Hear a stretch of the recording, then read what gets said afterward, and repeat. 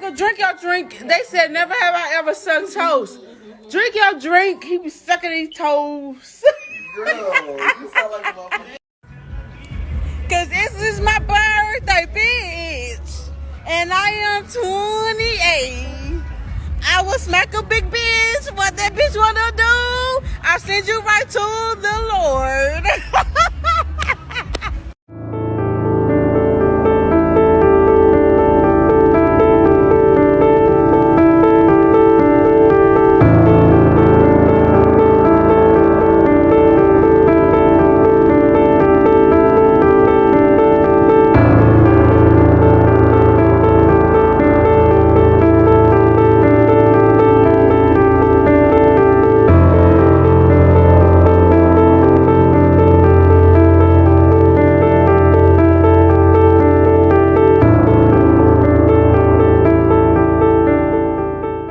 The clock struck midnight on June 25th, 2023, in Kansas City, Missouri.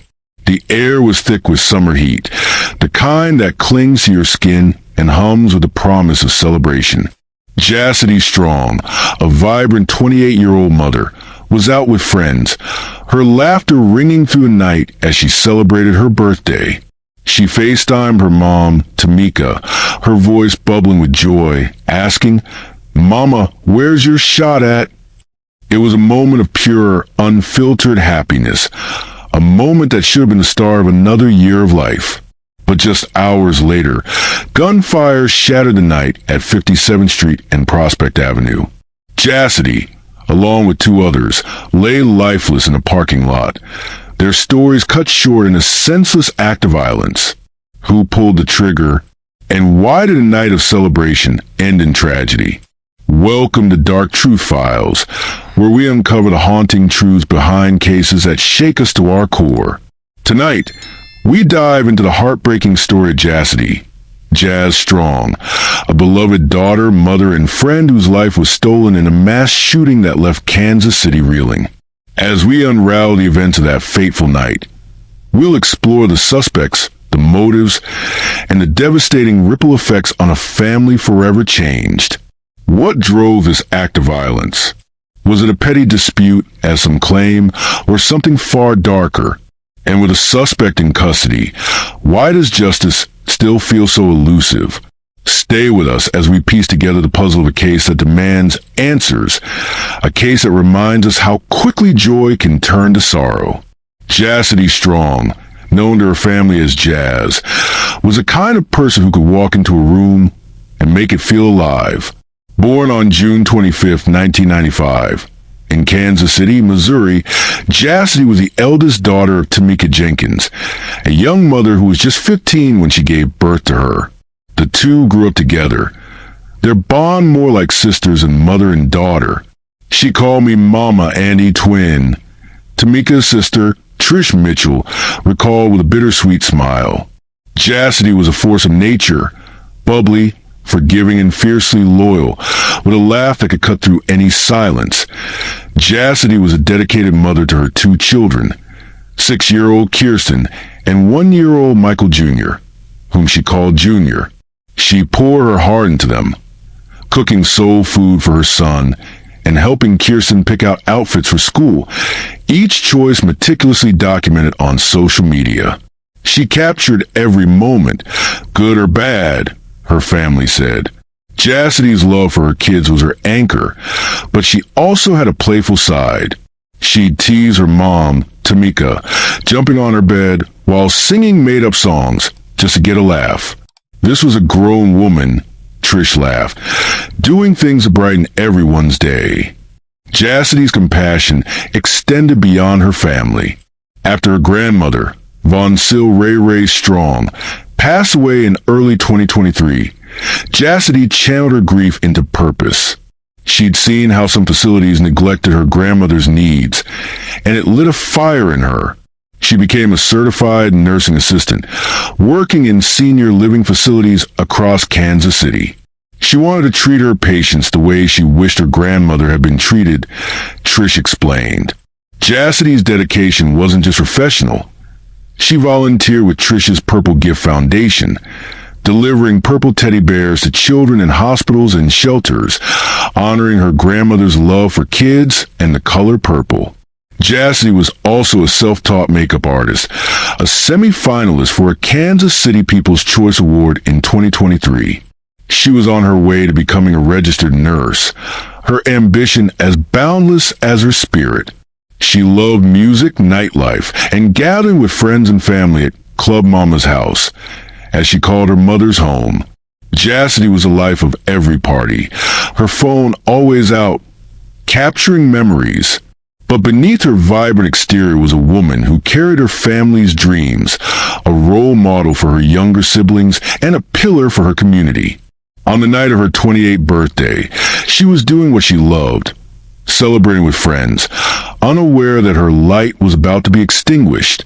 June 24th, 2023, was a Saturday night in Kansas City, the kind of night where the city pulses with energy. At Perfect Touch Auto Detail, a small auto shop at 57th Street and Prospect Avenue, the parking lot was alive with music and laughter. The shop, known to locals for hosting after-hours parties, wasn't a licensed club, but it was a gathering spot for young people looking to celebrate. Jasity Strong was there, surrounded by friends, her smile as bright as the neon lights cutting through the humid night. It was the eve of her 28th birthday, and she was in her element, dancing, laughing, and soaking the joy of the moment. Earlier that evening, Jassity had FaceTimed her mother, Tamika, just after midnight. "Mama, where's your shot at?" she teased, her voice full of excitement. Tamika laughed, wishing her daughter a happy birthday, never imagining it would be their last conversation. Jassity was joined by others celebrating milestones that night, including 22-year-old Nico Manning, also marking his birthday, and 29-year-old Camden Brown. The trio, along with dozens of others, filled the parking lot, their voices mingling with the thump of music from car speakers. Around 4:30 a.m. on June 25th, the atmosphere shifted. According to police reports, a dispute erupted outside the auto shop. Witnesses later described it as a small argument, possibly over a girlfriend, though details remain murky. Among the crowd was 26-year-old Kayvon Green, a man with a history of run-ins with the law. Surveillance footage, later reviewed by investigators, showed Green interacting with a group outside the shop. What happened next was a blur of violence. Green, armed with a handgun, allegedly drew his weapon and fired, targeting a man in the crowd. The man, believed to be the boyfriend of a woman Green had a dispute with, was shot in the back. As chaos erupted, another individual in the crowd pulled a gun and returned fire, striking the woman in the buttocks. The gunfire didn't stop there. Bullets tore through the parking lot, scattering partygoers. Nico Manning's father, Kenny, was inside the shop when he heard what he described as hundreds of gunshots, a thunderous roar that shook the night. He ran outside to find his wife and son huddled together, Nico unresponsive. Jassity, caught in the crossfire, collapsed in the parking lot at 5700 Prospect Avenue. Nearby, Cameron Brown fell in the street, and Nico Manning lay lifeless in another parking lot at 5644 Prospect. Shell casings littered the ground, glinting under the streetlights. Police arrived just after 4:30 a.m., finding a chaotic scene. 3 victims, Jassity, Nico, and Camden, were pronounced dead at the scene. 6 others, including Green himself, were wounded and rushed to hospitals. Tamika Jenkins was at home, waiting for Jassity to return for her birthday celebration at Club Mama's house. Instead, she received a call that shattered her world. "They saying Jazz is dead," she recalled, her voice breaking. "We said, you lying."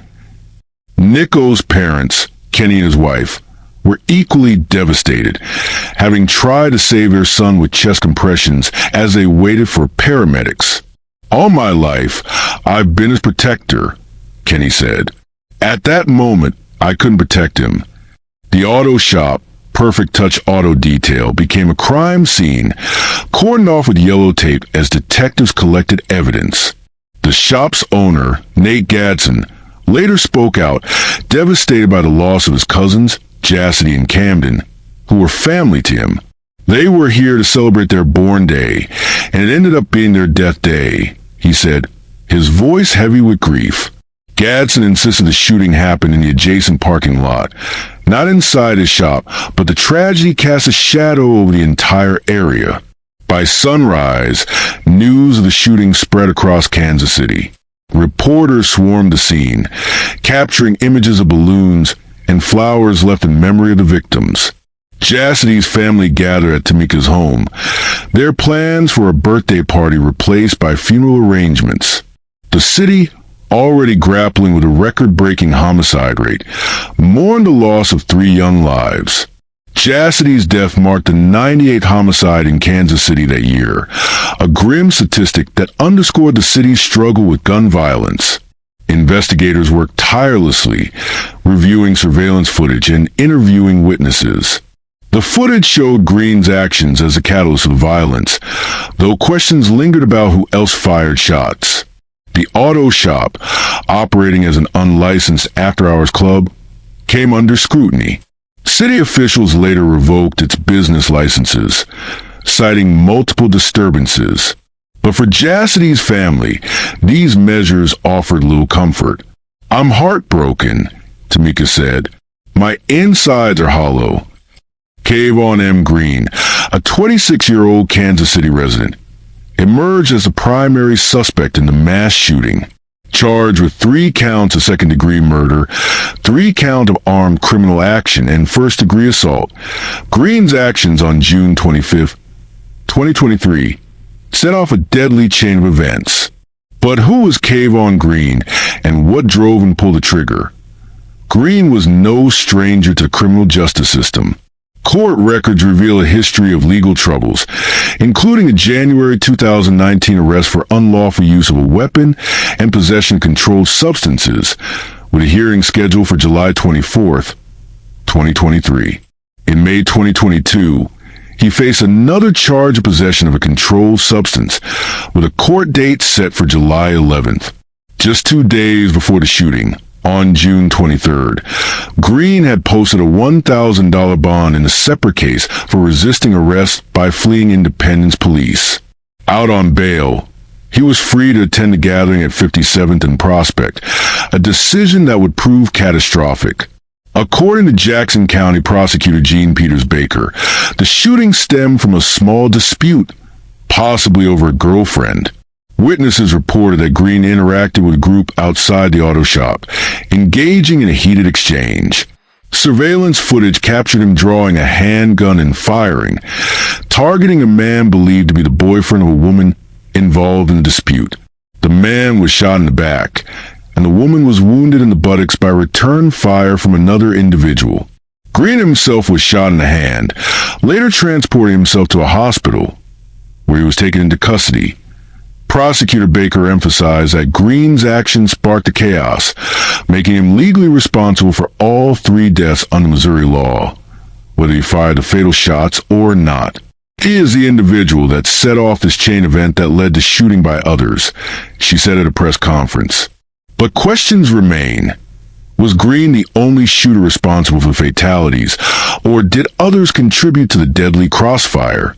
Investigators also arrested a second suspect in Grandview, Missouri, though details about this individual are scarce. News outlets reported that this person was detained in connection to the shooting, but no charges have been publicly announced, and their role remains unclear. Was this second suspect the one who returned fire, wounding Green and the woman? Or were they involved in a separate aspect of the dispute? The lack of transparency has fueled speculation among online discussions, with some theorizing that multiple shooters may have been involved, complicating the case. The motive, as described by authorities, seems deceptively simple: a petty dispute, possibly over a romantic rivalry. But the scale of the tragedy, 3 dead, 6 injured, raises doubts about whether this was truly the full story. Was Green acting alone, driven by personal animosity, or was there a deeper context? Some online discussions have speculated about gang-related tensions or territorial disputes at after-hour spots like Perfect Touch Auto Detail, though no evidence supports these claims.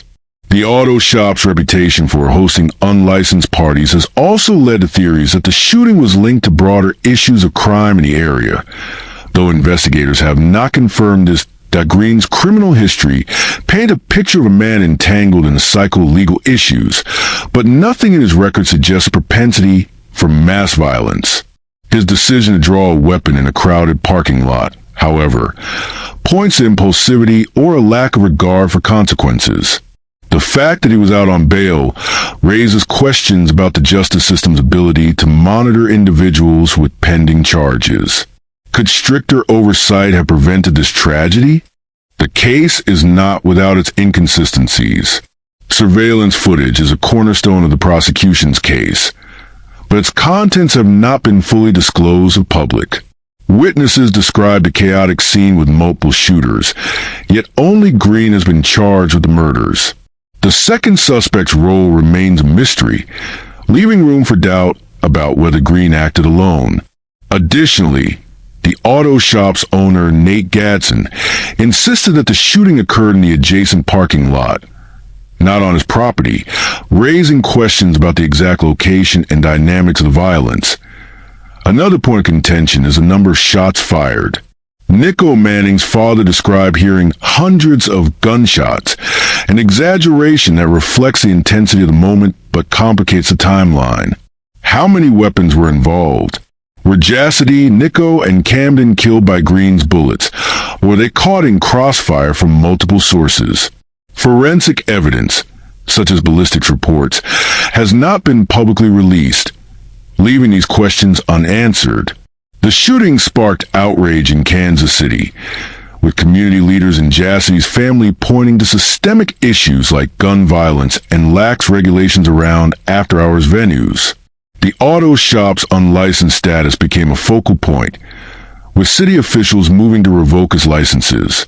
Jassity's mother, Tamika, and aunt, Trish, launched a petition for Jassity's Law, advocating for stricter gun laws at public gatherings. No kid should grow up without parents, Tamika said, her voice trembling with resolve. The petition, aiming for 20,000 signatures, reflects a community desperate for change in a city plagued by record homicides. In the weeks following the shooting, Kansas City grappled with the fallout.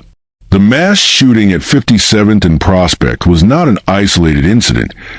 It was the 98th homicide in the city that would see 163 by November 2023.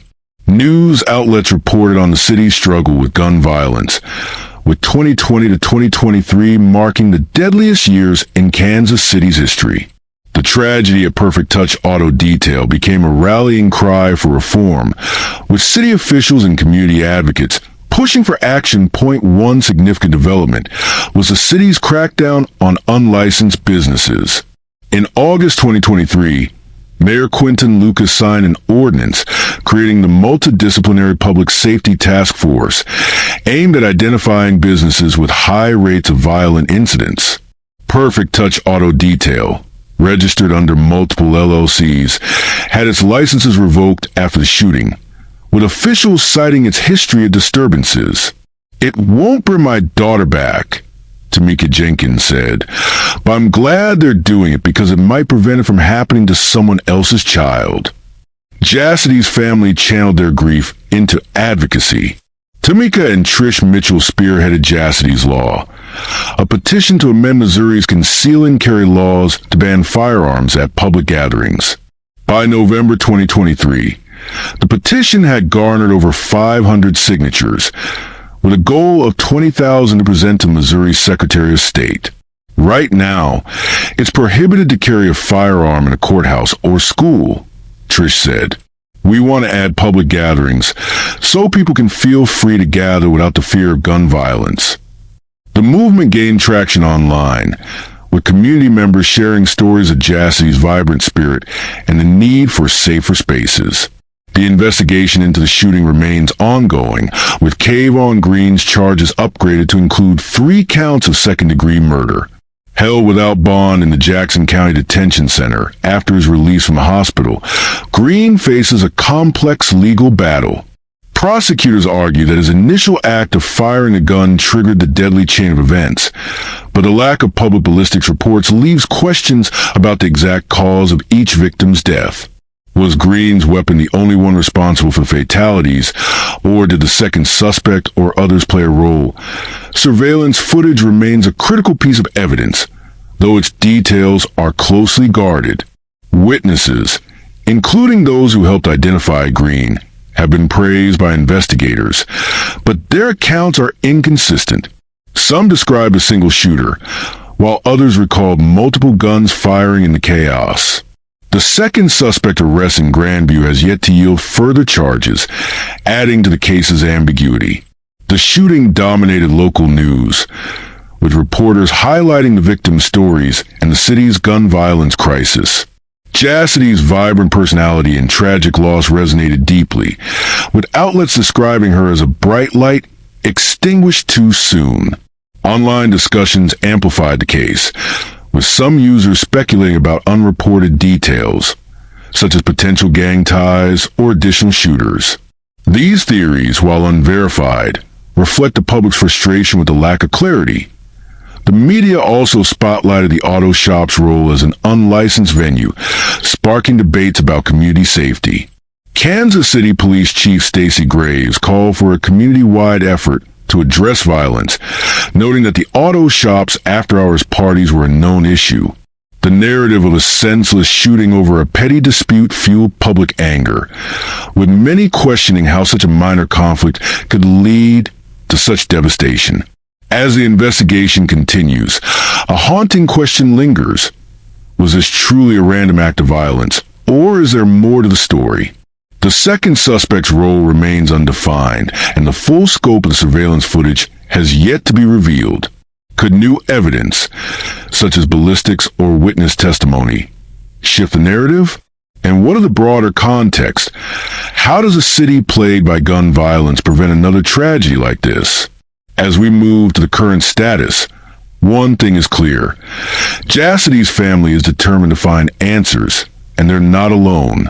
As of July 18, 2025, the case of Jasity Strong's death remains unresolved in the hearts of her family and community. Kayvon Green faces 3 counts of second-degree murder and other charges, but his trial is ongoing, with no public verdict yet. The second suspect's role remains unclear, and a lack of detailed forensic evidence keeps key questions unanswered. Did Green's bullets kill Jassity, Nico, and Camden, or were others responsible in the chaotic crossfire?